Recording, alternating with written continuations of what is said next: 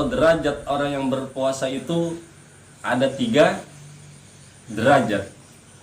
Dikatakan oleh Imam Al-Ghazali dalam kitabnya Ihya Ulumuddin, yang pertama yaitu shaumul umum atau puasanya orang yang awam. Yang kedua shaumul khusus atau puasanya orang yang khawas. Yang ketiga shaumul khususil khusus, yaitu puasa yang istimewa, puasanya khawasul khawas. Mari kita bahas satu persatu. Yang pertama shaumul awam, yaitu puasanya kebanyakan manusia. Mereka berpuasa itu cuman menahan daripada makan dan minum, menahan daripada berkumpul berhubungan suami istri, dan juga menahan dari segala hal-hal yang membatalkan puasa. Akan tetapi mereka ini masih tetap mengerjakan hal-hal yang diharamkan, yang dilarang dalam agama, sehingga pahala mereka yang didapat kadang-kadang gugur, gak dapat pahala lagi. Contoh misalnya, mereka berpuasa tapi mereka masih sering bohong, masih sering gosip, masih sering membicarakan kesalahan-kesalahan orang lain, tidak menjaga lidahnya. Ada juga yang berpuasa, mereka tidak menjaga matanya. Sore-sore mereka kayak remaja-remaja itu ngabuburit, jalan-jalan, katanya cuci mata katanya. Kok ada cuci mata ya? Emang ada laundry mata? Di mana laundrynya mata gitu? Kan bahasa mereka kan begitu, cuci mata katanya. Padahal melihat hal-hal yang diharamkan oleh Allah Subhanahu wa taala, tapi mereka berpuasa. Nah, di tingkatan derajat inilah yang sering dikatakan oleh Rasulullah sallallahu alaihi wasallam, kam min shaimin laisa lahu min shaumihi illal ju' wal 'atas. Berapa banyak orang itu yang berpuasa, melainkan dengan puasanya itu tidak ada yang dia dapat, melainkan hanya lapar dan haus. Memang betul puasa mereka sah, mereka tidak diwajibkan untuk qada, untuk bayar puasa, akan tetapi pahala mereka gugur karena mereka melakukan hal-hal yang dilarang oleh Allah Subhanahu wa taala. Kemudian puasa yang kedua yaitu puasanya orang yang khawas atau puasanya khusus. Ini puasanya kaum salihin, hamba-hamba Allah yang saleh. Mereka itu selain daripada menjaga hal-hal yang membatalkan puasa, yang seperti orang awam tadi, mereka juga menjaga semua anggota tubuh mereka daripada hal-hal yang diharamkan oleh Allah Subhanahu wa taala, yang dimakruhkan, yang sia-sia sekalipun, yang tidak ada manfaatnya buat akhirat. Mereka jaga. Nah, disimpulkan oleh Imam Ghazali itu ada 6 perkara yang mereka jaga. Apa saja? Yang pertama, mereka menjaga mata daripada hal-hal yang diharamkan oleh Allah Subhanahu wa taala. Sebagaimana sabda Nabi sallallahu alaihi wasallam, "An-nazratu sahmun masmumun min sihami iblis la'anahullah." Bahwasanya pandangan itu adalah satu anak panah yang beracun daripada anak-anak panah daripada iblis yang dilaknat oleh Allah Subhanahu wa taala. Man tarakaha khaufan minallah, kata Rasulullah, barang siapa yang meninggalkan pandangan itu karena takut kepada Allah, atahullahu imanan yajidu halawahu fi qalbih, maka Allah akan memberikan dia sebuah keimanan yang dia akan merasakan lezatnya daripada iman tersebut di dalam hatinya. Nah, jadi kita kalau berpuasa ini, selain daripada menahan daripada hal-hal yang membatalkan puasa, juga kita jaga pandangan kita daripada hal-hal yang menggugurkan pahala puasa kita. Daripada kita keluar kalau tidak ada manfaatnya, lebih baik kita di rumah. Kemudian juga Nabi SAW bersabda, khamsun yufattirnu shaim al-kadhib wal ghibah wan namimah wal yaminul kadhib wan nadhar bisyahwah. yaitu ada 5 perkara yang menggugurkan pahalanya orang yang berpuasa, yaitu berbohong, ghibah, kemudian adu domba, kemudian sumpah yang palsu, dan juga memandang dengan syahwat. Jadi Nabi SAW mengingatkan kepada kita bahwasanya kalau kita berpuasa juga kita jaga pandangan kita dari hal-hal yang bisa menggugurkan pahala puasanya kita. Kemudian kedua apalagi, yaitu menjaga lisan. Kita jaga lisan kita daripada hal-hal yang diharamkan. Apa saja? Berbohong, gosip, mencaci orang. Yang diharamkan oleh syariat harus kita tinggalkan. Sebagaimana Nabi SAW bersabda, "Innamas shaumu junnatun, fa idza kana ahadukum sha'ima fala yarfuth wala yajhal."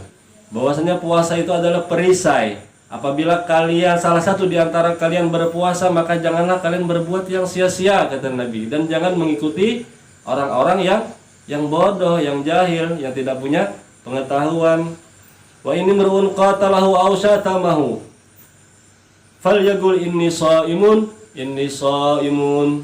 Apabila ada seseorang yang ingin membunuhnya atau yang mencacinya, maka katakan bagi mereka, aku lagi puasa, aku lagi puasa. Jadi jangan sampai kita berbantah-bantahan sehingga kita merusak lisan kita daripada puasa. Yang baiknya itu orang puasa ini adalah banyak diam. Kalau tidak banyak diam, wa illa dzikrullah wa qiraatul Quran. Kalau tidak baca Quran, banyak zikir kepada Allah. Kalau enggak, lebih baik diam daripada ngomong yang tidak bermanfaat.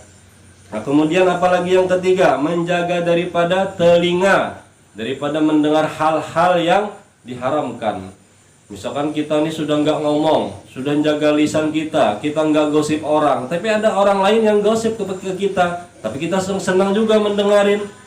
Nah, itu sama saja, dosa juga yang mendengarkan sama yang menggosip. Karena Nabi SAW bersabda, al-mughtab wal mustami' syarikani fil ithmi, kata Nabi. Orang yang menggibah, orang yang menggosip dengan orang yang mendengarkan itu sama, dosanya sama. Mereka bersyarikat dalam berbuat dosa. Kalau tidak ada yang mau mendengarkan, jadi yang tukang gosip pun mereka nggak jadi gosip, karena ada yang mau mendengarkan. Akhirnya mereka gosipnya lancar.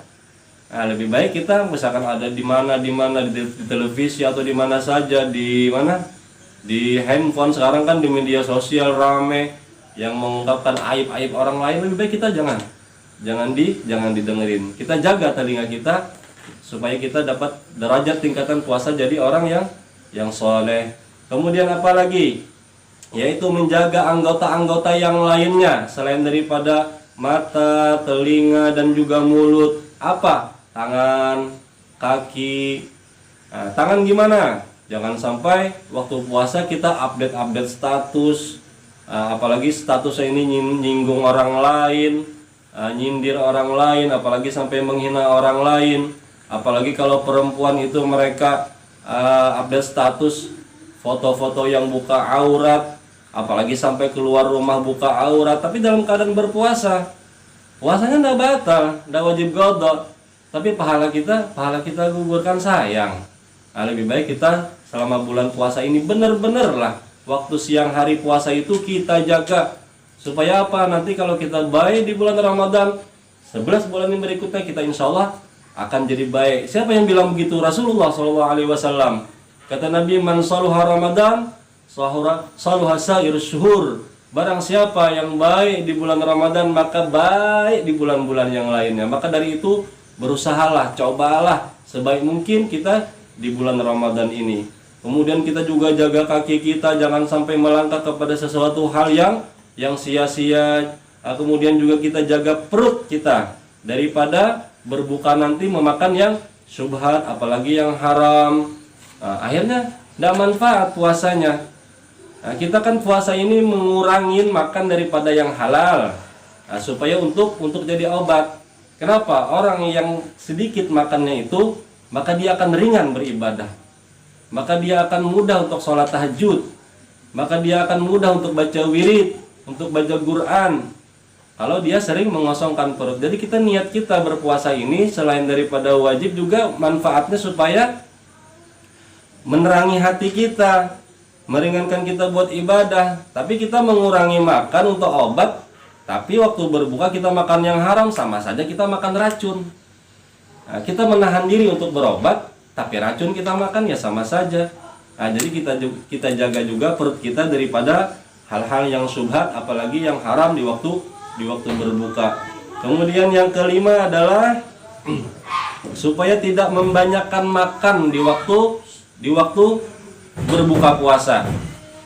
Nah, misalnya kita ini kan biasanya makan itu 3 kali sehari. Nah, jadi pas waktu berbuka itu kita kumpulin, makan pagi 1 piring, makan siang 1 piring, makan sore 1 piring. Akhirnya waktu berbuka itu langsung kita santap 3 piring, karena untuk melunasi hutang tadi siang katanya. Itu nggak dianjurkan juga. Akhirnya puasa kita tidak manfaat, yang mana kita ini maunya mengosongkan perut. Ini banyak fadilat-fadilatnya, diantaranya tadi untuk meringankan kita untuk ibadah kepada Allah Subhanahu wa Ta'ala. Itu juga jangan sampai, walaupun halal, jangan sampai kita berlebihan di dalam berbuka. Kemudian yang terakhir kata Imam Ghazali, bahwasanya di saat berbuka itu kita selalu merasa khauf dan raja. Artinya apa? Kita khauf, kita takut kalau puasa kita ini tidak diterima Allah Subhanahu wa Ta'ala. Dan juga kita raja, berharap kepada Allah Subhanahu wa Ta'ala, mudah-mudahan ibadah kita di siang hari berpuasa tadi diterima oleh Allah Subhanahu wa Ta'ala. Tapi bukan hanya ibadah puasa ya ikhwan, setiap ibadah kita tetap ada rasa khauf dan tetap ada rasa raja juga. Khauf dan raja ini selalu berdampingan. Jadi setiap kita ibadah itu kita takut kalau tidak diterima, tapi kita juga punya harapan bahwasanya ini akan diterima oleh Allah Subhanahu wa Ta'ala. Nah, inilah derajat yang kedua, yaitu derajat puasanya orang salihin. Nah, kemudian yang ketiga adalah puasanya orang khawasul khawas, atau saum khususil khusus, puasa yang istimewa, puasa yang paling tinggi derajatnya. Yaitu puasa yang bagaimana? Puasa martabatnya anbiya, puasa martabatnya siddiqin, muqarrabin, dan arif billah. Yaitu bagaimana? Mereka itu mengosongkan hatinya selain daripada Allah Subhanahu wa Ta'ala. Tidak pernah mencita-cita dunia, memikirkan dunia, mengosongkan segala pikiran kecuali apa yang berhubungan dengan Allah Subhanahu wa Ta'ala. Mereka bisa memikirkan tentang dunia kecuali dunia itu yang bermanfaat untuk akhirat. Nah, itu artinya juga bukan dunia.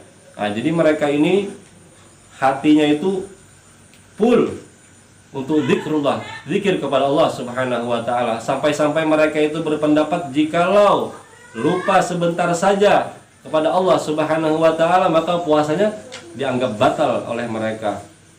Sebagaimana Allah juga berfirman di dalam Al-Qur'an, Qulillahu thumma darhum fi khawdihim yal'abun.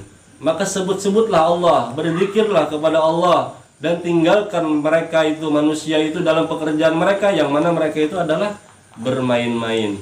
Nah, jadi mudah-mudahan kita bisa lebih lagi bisa memperbaiki puasanya kita, mumpung masih ada waktu, mumpung masih dikasih Allah umur, mumpung masih diberi Allah kesempatan. Mudah-mudahan puasa di hari besok ini kita bisa tambah baik lagi dan tambah baik lagi.